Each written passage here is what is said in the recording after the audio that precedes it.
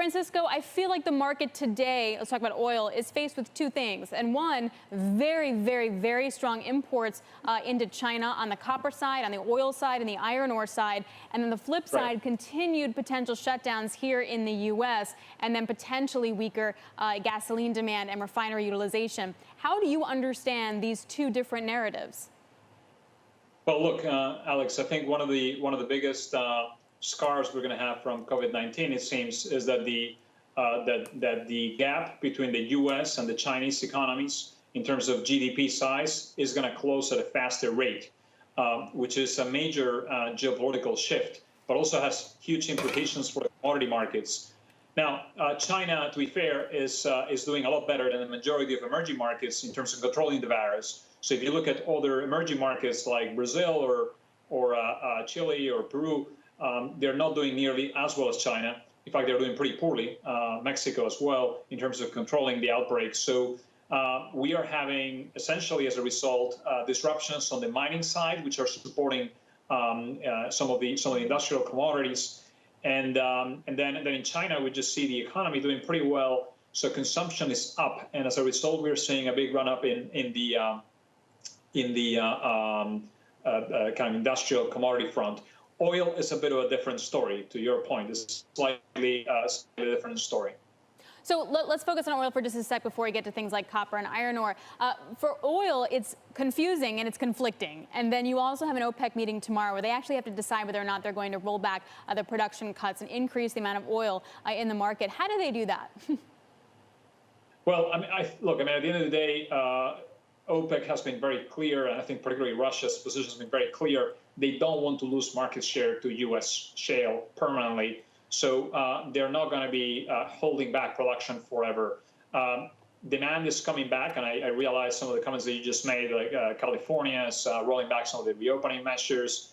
Same thing's happening in Texas and Florida. But the reality of the matter is all the rollbacks in terms of the lockdowns are being quite local. On a global basis, we're still seeing rising consumption. And gasoline, as I've said to you before in this program, is experiencing a V-shaped recovery. Not so much jet fuel, since we were just talking about in the break that I'm not going to be in London for a while, and frankly, I think that many of us are not going to be setting our foot on a plane for some time. I think that jet fuel is going to be an L-shaped recovery.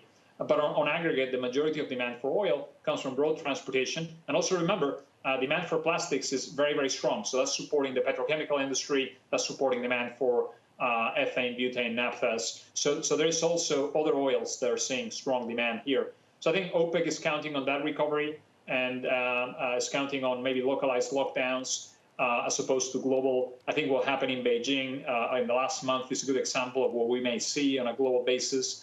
But for the most part, the world's really waiting on a vaccine, really waiting on a cure, a treatment for a full recovery, and that's ultimately something that OPEC has to manage as well. So my view is that they'll proceed as planned, and they'll roll back 2 million barrels a day of cuts into the month of August, and they'll have to cope with that. So the last thing OPEC wants is $60 oil overnight and shale coming back immediately. That's I think the last thing they want here. Francisco, sorry, can I just take you back to that L-shaped recovery in the jet fuel market? Right. How far out does the bottom of the L go? Delta posting numbers today, certainly sounding cautious, particularly about what's happening in the Sun Belt in the United States, which is a big part of their business. As you say, transatlantic's not coming back anytime soon. How long are we talking here? Well, I think we're going to see, if you look at China, for instance, traffic has recovered to 50% of normal, but in China they have the virus under control. And if you look at Beijing, we almost went back to 0 flights as we had an outbreak there a few weeks ago. So I think probably the best we can hope for is somewhere in the range of 30 to 50% off normal. Assuming that we have some degree of control of the virus, or maybe we just give up on it. I don't know.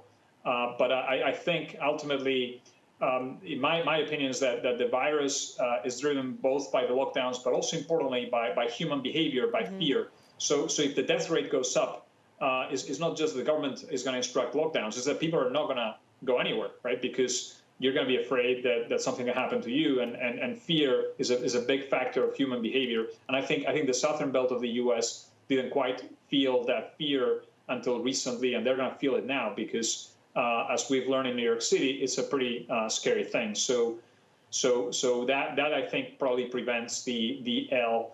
I think it goes out, my view, at least 6 months, maybe 12 months until people deem it safe to be back on a plane. So that's kind of my expectation. 6 to 12 months would be the path I would expect for recovering jet fuel at the very least. So that's a really good drill down into the demand side, which brings me back to the supply side. And I wonder how much flexibility producers are going to have. So on the one hand, producers in Chile may be not very flexible. So that might be the bull case then for copper. On the flip side, OPEC may be more flexible, which means maybe oil can be managed. How do you see it? And then how does that then inform sort of commodity bets going forward?